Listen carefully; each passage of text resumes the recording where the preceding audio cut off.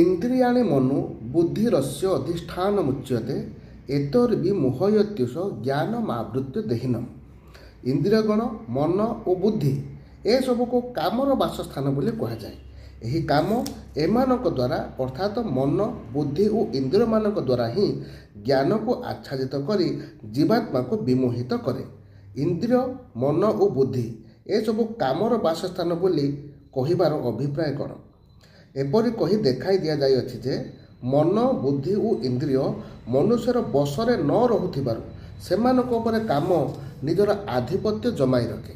ଏଣୁ କଲ୍ୟାଣ ଇଚ୍ଛା କରୁଥିବା ମନୁଷ୍ୟ ତାର ମନ ବୁଦ୍ଧି ଓ ଇନ୍ଦ୍ରିୟମାନଙ୍କରୁ ଏହି କାମ ରୂପକ ଶତ୍ରୁକୁ ଶୀଘ୍ର ହଟାଇ ଦେବା କିମ୍ବା ସେଠାରେ ହିଁ ଅବରୁଦ୍ଧ କରି ତାହାକୁ ନଷ୍ଟ କରିଦେବା ଉଚିତ। ନହେଲେ ଘରେ ପଶିଯାଇଥିବା ଶତ୍ରୁ ପରି ଏହା ମନୁଷ୍ୟ ଜୀବନ ରୂପୀ ଅମୂଲ୍ୟ ଧନକୁ ନଷ୍ଟ କରିଦେବ।